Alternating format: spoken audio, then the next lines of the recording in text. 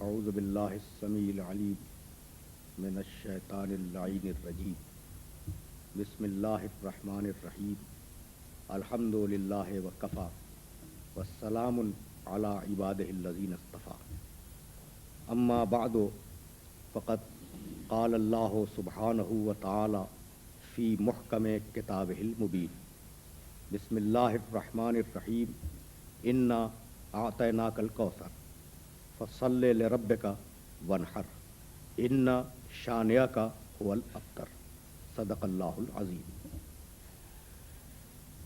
عزیزان محترم، سورہ کوثر کی تلاوت کا شرف حاصل کیا گیا۔ اس مختصر ترین سورے میں 3 آیتیں ہیں، 10 الفاظ ہیں اور 42 حروف ہیں۔ اتنے اختصار کے باوجود اس سورے کی شان یہ ہے کہ وہ قصیدے جو بڑے بڑے عرب شعراء نے کہے تھے اور خانہ کعبہ کی دیوار پر آویزاں تھے، جب اس سورے کو ان قصیدوں کے مقابلے میں پیغمبر اکرم نے وہاں آویزاں کروایا تو ان عرب شعراء نے جو زندہ تھے اس وقت، انہوں نے اپنے قصیدے وڈرا کر لیے اور یہ سورہ بطور معجزہ اس دیوار پر آویزہ رہا۔ کیا ہے اس سورہ مبارکہ میں جس کی شان یہ تھی کہ جب عرب شاعر نے اس سورے کو پڑھا کہ بسم اللہ الرحمن الرحیم انا اعطیناک الکوثر فصل لربک وانحر ان شانئک هو الابتر، تو بے اختیار کہنے لگا ما ھذا قول البشر، یہ بشر کا کلام نہیں ہے۔ کیا ہے اس میں؟ بھئی بات یہ ہے کہ ادب کا جواب ادب سے دیا جا سکتا ہے، فصاحت کا جواب فصاحت سے دیا جا سکتا ہے، بلاغت اور شکوہ الفاظ کا جواب شکوہ الفاظ سے دیا جا سکتا ہے، لیکن غیب کا جواب اس وقت تک ممکن نہیں ہے جب تک انسان اسی غیب کی منزل پہ نہ ہو۔ غیب کا جواب ممکن نہیں ہے اور انسان کے پاس غیب ہے نہیں جب تک کہ خدا نہ بتلائے۔ تو اس سورے میں پروردگار عالم نے جو تسلی دی ہے اپنے حبیب کو، وہ تسلی یہ ہے کہ انا اعطیناک الکوثر، حبیب ہم نے تمہیں کوثر عطا کر دیا، فصل لربک، اپنے رب کی نماز پڑھو، وانحر اور قربانی دو، ان شانئک هو الابتر، یقیناً تمہارا دشمن بے عقب اور بے نسل ہوگا، تم بے نسل اور بے عقب نہیں رہو گے۔ تو 3 ہی تو آیتیں ہیں نا۔ ہم نے تمہیں کوثر عطا کیا، نماز پڑھو، قربانی دو، تمہارا دشمن بے نسل ہے، بے عقب ہے۔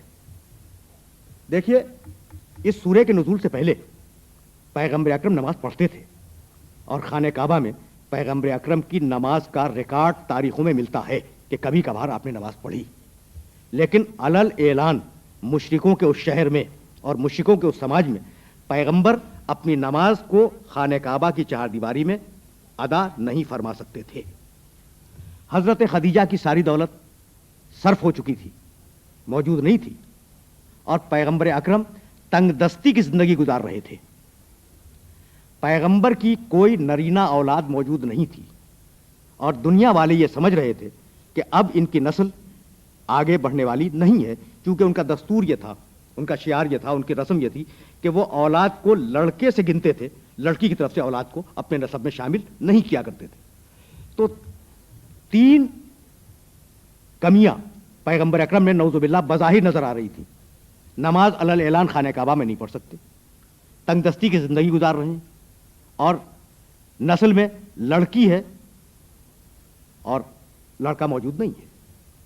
اور تینوں باتوں کے سلسلے میں ایک ایک لفظ میں پروردگار عالم نے تسلی دے دی، حبیب ہم تمہیں کوثر دے رہے ہیں، فصل لربک، اپنے رب کی نماز پڑھو، ایک دن وہ آئے گا جب علل اعلان تم خانہ کعبہ میں نماز پڑھو گے، وانحر، قربانی دو، بھائی جب تنگ دستی رفع ہوگی جبھی تو قربانی دیں گے نا، تو علل اعلان تو نماز پڑھ سکو گے، تمہاری تنگ دستی اتنی رفع ہو جائے گی کہ تم قربانی دو گے، اور حبیب پوری دنیا دیکھے گی، مستقبل دیکھے گا کہ جو تمہارے دشمن ہیں، جو نعوذ باللہ تمہیں ابتر کہہ رہے ہیں، ان کا نام بھی تمہارے حوالے سے تاریخ میں رہے گا، ورنہ ان کا کوئی نام لینے والا نہیں رہے گا، اور تمہاری نسل کو ہم کثرت عطا کریں گے۔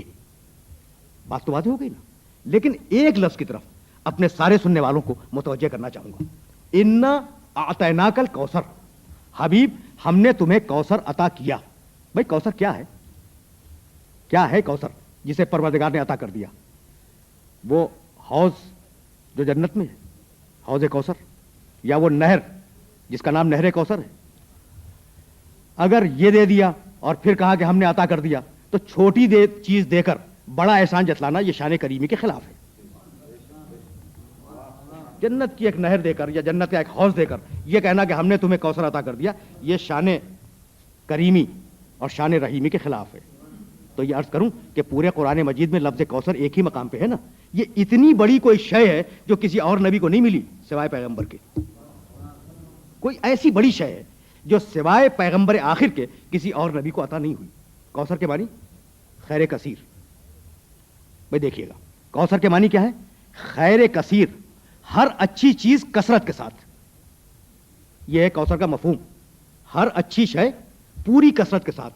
تو اگر پروردگار عالم جو چیزیں پیغمبر کو عطا کر رہا تھا، جو اچھی چیزیں عطا کر رہا تھا، اگر ان کی فہرست گنانے بیٹھ جاتا کہ ہم نے یہ اچھی چیز تمہیں دی، یہ اچھی چیز تمہیں دی، یہ اچھی چیز تمہیں دی، اگر گنانے بیٹھ جاتا نا تو خدا کی قسم کائنات کے سارے قلم گھس جاتے، کائنات کے سارے ورق ختم ہو جاتے، اور اللہ کی اچھی دی ہوئی چیزیں جو پیغمبر کو عطا کی وہ ختم نہ ہوتی. اس لیے لفظ کوثر کہہ کر باقی مفہوم کو سننے والوں اور پڑھنے والوں کے ذہن پہ چھوڑ دیا کہ جو بھی خیر کثیر تصور کر سکتے ہو وہ ہماری اس حبیب کے پاس موجود ہے. جو بھی خیر کثیر تم تصور کر سکتے ہو ہم نے اپنے اس حبیب کو دے دیا ہے. اب سب سے بڑا خیر کثیر کیا ہو سکتا ہے؟ عرض کروں بھائی، اس سے کچھ پہلے سورہ والضحیٰ نازل ہوا.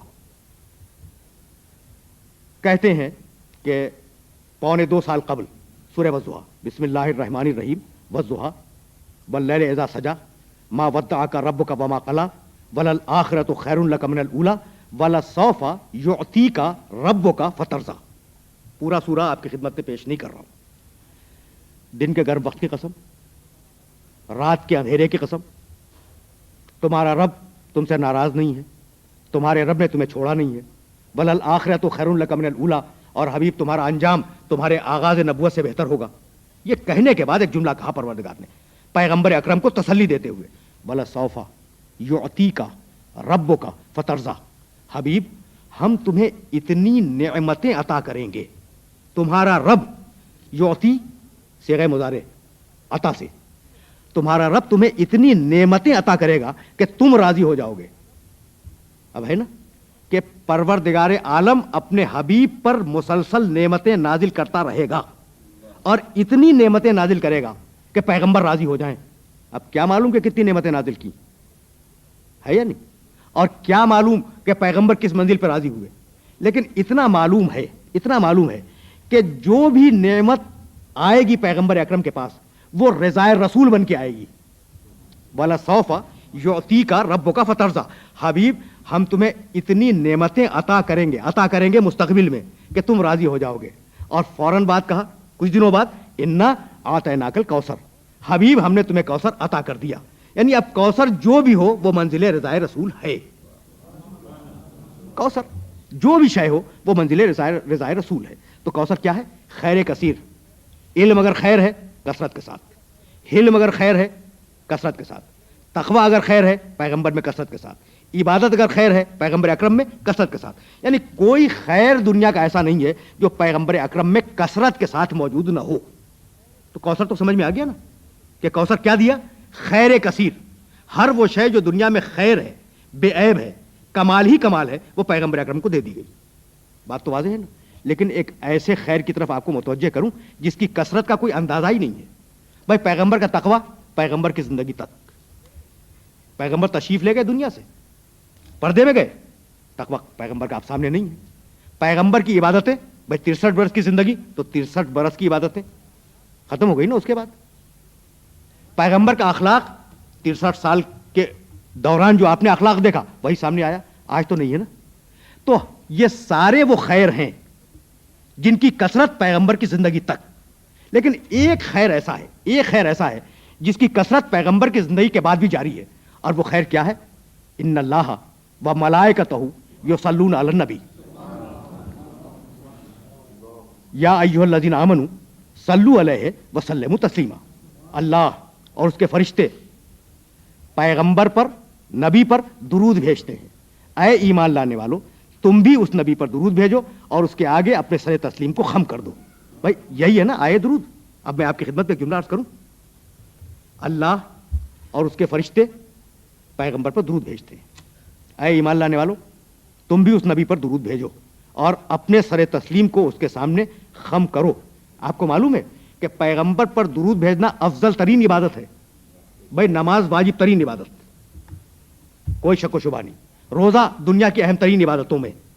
حج کیا کہنا حج کی عبادت کا ہے نا. لیکن عجیب بات یہ ہے کہ درود افضل ترین عبادت ہے.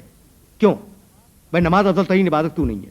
اس لیے کہ نماز پڑھنے میں خدا شریک نہیں ہے, حج کرنے میں خدا شریک نہیں ہے, روزہ رکھنے میں خدا شریک نہیں ہے.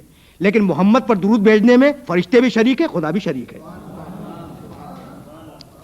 اس لیے یہ درود افضل ترین عبادت ہے. اب میں آپ کی خدمت میں آخری جملہ عرض کروں اور آپ سے اجازت لے لوں. درود ہوئی افضل ترین عبادت. اچھا کون درود بھیج رہا ہے؟ اللہ, اس کے فرشتے, اور ہمیں حکم ہے کہ ہم ان پہ درود بھیجیں. یہی ہے نا. لفظ کیا استعمال ہوا؟ کوثر. ایسی کثرت جو ختم نہ ہو, ایسی کثرت جو ختم نہ ہو.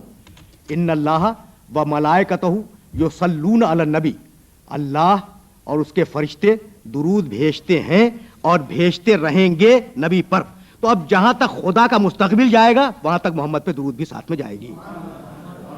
وآخر دعوانا ان الحمدللہ رب العالمین.